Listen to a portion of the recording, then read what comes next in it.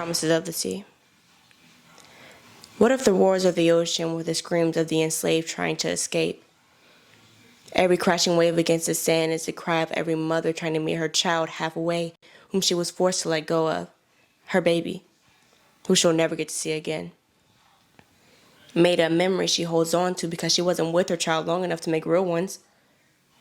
Every wave is a man reaching out of the water for help as he has jumped from the ship of no return.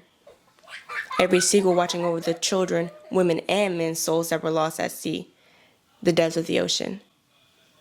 Every palm leaf reaching out to the men trying to help. The palm trees holding the palm of their hands memories of the truth planted inside of them as the stem grows.